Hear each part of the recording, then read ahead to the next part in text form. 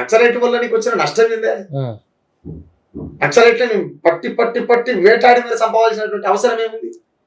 మతం పేరిట చెప్పి మానభంగాలు చేయలేదు కదా వాళ్ళు, కులం పేరు చెప్పి గుంజుకొని పోయి రేపులు చేయలేదు కదా వాళ్ళు, ప్రాంతం పేరు చెప్పి పట్టి పీడించి కాల్చి చంపలేదు కదా వాళ్ళు, వాళ్ళు ఎవరినేం రేపులు చేయలేదు కదా ఆ కులం ఈ కులం అని చెప్పి. వాళ్ళు ఉండబట్టే కూడా పోలీసు వారు కూడా భయపడి కొంత పనిచేస్తారు కదా, ప్రతి గడపలో ఉండాలనే కదా వాళ్ళు తుపాకులు పట్టుకుని అడవులకు పోయింది. అంటే ప్రజల తరపున ఎవరు నిలబడ్డా చంపుతారని క్లియర్ గా చెప్పాలి. ఇప్పుడు అంతరించిపోయినట్లు లేరు చాలా వరకు నక్సల్స్ కదా, ఎందుకని భయపెట్టడం వల్ల లేకపోతే చంపేయటం వల్ల, లేకపోతే మనకెందుకు రా బాబు అని వాళ్ళంతటికి వాళ్ళు విరమణ తీసుకోవటం. నిజమైన కమ్యూనిజాన్ని నెత్తికెక్కించుకున్న వాళ్ళు ఎవరైనా, నిజమైన కమ్యూనిజాన్ని నెత్తికెక్కించుకున్న వాళ్ళు ఎవరైనా వాళ్ళు నిలువున కాలిపోతున్న ప్రజాస్వామ్యం వర్ధిల్లాలి అని మాట్లాడతారు. పక్కతో పట్టరు. పరోక్షంగా వాళ్ళ సైనికులు అనొచ్చా, భారత సైనికులు అనొచ్చా? ప్రజా సైనికులు వాళ్ళు, ప్రజా సైనికులు, పీడిత ప్రజల సైనికులు. ఎందుకంటే ఎవడైతే పీడనకు గురైండో వాళ్ళ పట్టుకున్నది. అవును, పీడిత ప్రజల సైనికులు ఎవరైనా ఉన్నారంటే నక్సలైట్లే. అంతకుమించి అంటే నేను గతంలో కూడా రేవంత్ రెడ్డి ఒక మాట చెప్తే, ఆయన సీఎం అయితే ఒక 10 రోజులు అవుతున్నానని ఆ మాట అన్నాడు, అన్నలు ఉన్నప్పుడే బాగుండే, అసలు కేసీఆర్ ఇంటలేడు, పోలీసు వాళ్ళు ఇంటలేరు, ఏ నాయకుడు ఇంటలేడు, కుటుంబ పాలన అయిపోయిందని చెప్పి రేవంత్ అన్న మాట్లాడింది. ఆ టైంలో ఆయన అన్న తర్వాత నాకు ఆలోచన వచ్చి, అన్నాలుంటేనే అడవికి అందము, అన్నాలుంటేనే అడవికి అందము, రాజ్యము చెలరేగుతున్నది పోదము పాట చేసినట్టు అది ఆగింది చేస్తే 2-3 రోజులు. అంటే అన్నలు అనేటోళ్ళు లేకపోతే నీ కర్రెగుట్ట తెలియదు కదా, తెలియదు, నిజమా కదా, తెలియదు. సో అడవి అనేది పరిచయం కాదు మనిషికి అడవి అనేది పరిచయం కాదు. పరిచయం అవుతుంది కానీ నీ పరిధి దాటి కాదు. నీకంటే బోర్డు ఉంటుంది, నీ ఊరు లేకపోతే నీ చుట్టాలు, నీ పక్కూరు, నీ పని మీద పోతే ఇంకో రాష్ట్రము, ఇంకో దేశము, అంతవరకు. కానీ నువ్వు కేవలంగా తనకు తాను అడవి ప్రచారం కావాలంటే అక్కడ అన్నలు ఉన్నారు కాబట్టి, లేకపోతే కానీ కాదు. అడవి అనేటువంటి అంశం పైన ఎందుకు అలా నీళ్లు వారవలసినటువంటి నదులల్లో నెత్తులు నింపడం ఏంది? అమాయకమైనటువంటి ఆదివాసులను పట్టుకొని వాళ్ళ ఎన్నుల పైన తుపాకులు మూపి కాల్చి చంపడం ఏంది? వాళ్ళకి నక్సలైట్ల బట్టలేసి వాళ్ళ కాడ ఖరాబైన తుపాకులు పెట్టి వీళ్ళు నక్సలైట్లు అని చెప్పి పొద్దుగల పేపర్లో తాటికాయంత అక్షరాలతో ఎడ్డింగ్ చేస్తారు. ఎందుకు అలా ఇదంతా అక్కసం? వాళ్ళు చేస్తున్నటువంటి నష్టం ఏంది? వాళ్ళు చర్చలకు వస్తామన్నారు, చర్చలు లేవు గిర్చలు లేవు, లొంగిపోరు అని అంటున్నావు.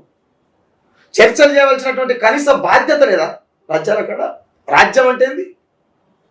రాజ్యం అంటే మీ అయ్య కట్టుకున్నటువంటి ముడతాలు కాదు.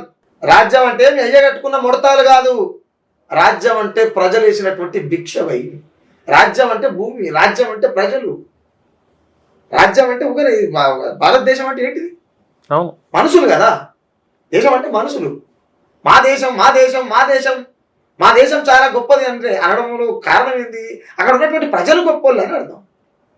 కానీ ఇక్కడ బీజేపీ ఏం చెప్తుంది? పుడితే పుట్టాలే హిందువుగా అంటే మిగతా వాళ్ళంతా మనుషులు కదా, వాళ్ళు ఎవరి మతం అనుకుందని చెప్పి రాసుకున్నారు కదా, రాజ్యాంగంలో పొందుపరిచారు కదన్నా. ఎవరి మతం అనుకుంది, ఎవరి కులం అనుకుంది అని రాసుకున్నారు కదా. కొంతమంది ఏం మాట్లాడుతున్నారంటే ఇది హిందూ దేశంగా ప్రకటించాలని ఇప్పుడు నినాదాలు చేస్తున్నారు. ఆయన ఏం చెప్తున్నట్టు లంగాలు మస్తుగా మాట్లాడతారు అవుతారా? అవును, ఇళ్ళకి పోతే పిల్లల కూరగారు. అవును, క్లియర్. ఇళ్ళకి పోతే పిల్లల కూరగారు. అసలు నికార్సైన హిందువుల వల్ల ఈ దేశానికి ప్రమాదం లేదన్నా.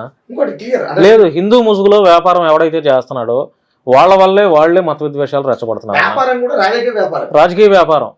కొంతమంది పని పాట లేని పోరంబోకు నా కొడుకులు యూట్యూబ్ వేదికగా పెట్టుకొని ఎంతసేపు ఆ క్రిస్టియన్ల మీద, ముస్లింల మీద, లేకపోతే హిందువుల్లో సెక్యులర్ భావజాలం ఉన్నటువంటి వాళ్ళు కూడా, ఇప్పుడు హిందువుల్లో కూడా చాలా మంది, కొంతమంది ఇప్పుడు రాధా మనోహర్ దాస్ ఉన్నాడు, వాడు మాట్లాడే విషయాలపైన కొంతమంది బ్రాహ్మణ మతంలో ఉన్నటువంటి వాళ్ళు, కొంతమంది రాఘవ శర్మ గారు మొన్న ఈ మధ్య అలా ఎందుకు మాట్లాడతావు, ఎవరి మతం వాళ్ళకి గొప్ప, ఎవరి తల్లి వాళ్ళకి గొప్ప, మన మతాన్ని మనం గౌరవించుకుంటూ ఇతర మతాలను కూడా గౌరవించుకోవాలని మాట్లాడినందుకు ఆయన బ్రాహ్మణుడని మర్చిపోయి కూడా చాలా మంది అమర ప్రసాద్ లాంటి వాళ్ళు ఆయన ఫోన్లు చేసి బెదిరిస్తున్నారు.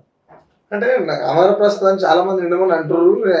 ఎవరైనా అమర ప్రసాద్ నాకు ఐడియా లేదు, ఎప్పుడు చూడలే, నాకు తెలియదు అసలు. నేను ఒక టైప్ ఆఫ్ మెసేజ్ మాత్రమే వింటా. ఈ చెత్త చేదాలం కంపు అంతా ఇన్లేదు. అమర ప్రసాద్ అంటే నేను నాకు ఇద్దరు అడ్డుట అన్న ఇట్లా అమర ప్రసాద్ ఇట్లా మాట్లాడుతుండు, అంబేద్కర్ వ్యతిరేకంగా మాట్లాడుతుండు, అంబేద్కర్ రాజ్యాంగం రాసిండు అని మాట్లాడుతుండు, హిందూ ధర్మం సనాతన ధర్మం అని ఏదేదో మాట్లాడుతుంటే ఎవరైనా అమర ప్రసాద్ అసలు ఎవరైనా ఏంటంటే ఆయన దళితుడట. దళితుడు, ఎస్సీ. ఆయన దళితుడట. అవును. ఆయన దీన్ని హిందూ దేశంగా ప్రకటిస్తేందుకు నువ్వు మనిషివే కాదని చెప్తుందిరాడు ఆయన. మన ధర్మశాస్త్రం నువ్వు మార్చేది ఏందిడా తొక్క లొటపీస్ నువ్వు మార్చేది ఊరవతలే కదా నువ్వు ఉండేదాడా ఇప్పటికి స్టిల్ 75 ఏళ్ళు వచ్చినా కూడా. నీకు కులాన్ని నువ్వు ఒప్పుకుంటున్నావంటే వాళ్ళు ఇచ్చినటువంటి అంటరానితనాన్ని నువ్వు ఒప్పుకుంటున్నట్టే లెక్క. సుఖరావు నరసింహుడు నాకు కులమే లేదని చెప్తున్నా, కులం ఉండొద్దని చెప్తున్నా. కులమే లేదని చెప్పే కదా నేను ఇంకో కులం పిల్లలు పెళ్లి చేసుకున్నది. మీ కులం ఉన్నది అంటే అన్ని ఉన్నట్టే లెక్క మీ దగ్గర. నాకేంటి నేను ఓపెన్గా చెప్తాను మాట అయితే. నీకు కులం ఉన్నది అని అనుకుంటే చాలా మంది మేధావులు ఏం మాట్లాడతారంటే బాబాసాహెబ్ అంబేద్కర్ గారి ఆశయంలో భాగంగా కులాంతర వివాహాలు చేసుకోవడం వల్ల కుల నిర్మూలన జరుగుతుంది, ఈ దేశంలో కులం అనేది పోవడానికి ఎంతో కొంత ఉపయోగపడుతుంది అని మాట్లాడుతారు. అట్లా మాట్లాడే మేధావులారా మీ వినమల కళ్ళు తెలిసిరా? వినమన పెళ్లిళ్ళు చేసుకురా? ఎందుకు ఇంకో కులాంతర వివాహం చేసుకోలే? మాట్లాడేటలకు సోయి ఉండాలి కదా. నాకు చాలా చిన్న వయసులో చేసుకున్నాను నేను పెళ్లి, 20 ఏళ్ళకే పెళ్లి చేసుకున్నప్పుడు. ఏ కాస్ట్ అమ్మాయి? వాళ్ళు ఎస్సీ మాల. అవును. ఈడ మాల మాధవులకే పంచాయతీ దిగలే, మీరేమో రాజ్యాన్ని వెళ్దామంటారు. అసలు రాజ్యం ఎట్టి వెళ్తారు? మీ పంచాయతీ దిగలే, మీ అన్నదమ్ముల పంచాయతీ దిగలే, పక్కింటి పంచాయతీ ఆడిపోతారు. ఇంకోటి ఏంటంటే ఈ దేశానికి బీసీలు ఎంతైతే బలమో అంతే ప్రమాదం.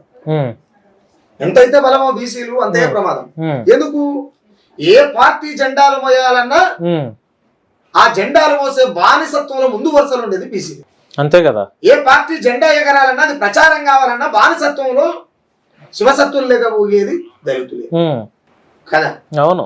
ఎవడైతే మందు సీసాల కాడ విందు భోజనాల కాడ అప్పటి పూట బొక్కలకు ఆశపడేటువంటి సందర్భంలో జీవిస్తున్నటువంటి చాలా బాధతో కూడుకొని చెప్తున్న మాట ఎస్టీలు ఎవరైతే ఉన్నారో ఇంకా మందు సీసాల కాడ ఉన్నారు. మీకు ఏడొస్తుంది రాజ్యం? ఎవరికైనా సెంటు భూమి ఉందా? ఎవరికైనా సెంటు భూమి ఉందా? సస్త బొందకు తావులేదు. దేనికోసం చేస్తున్నారు మీ పోరాటాలన్నీ? ఎవడు బతకలేదు. బీసీలు 60% దేశంలో 60% ఉన్న బీసీలు వాటా అడుగుతారు. ఎవరిని అడుగుతారా మీరు వాటని? రాజ్యం మీ చేతులు ఉండాలి కదా, రాజ్యము మీ చేతులు ఉండాలి కదా. వాటా ఎవరిని అడుగుతారు? బెగ్గర్సా?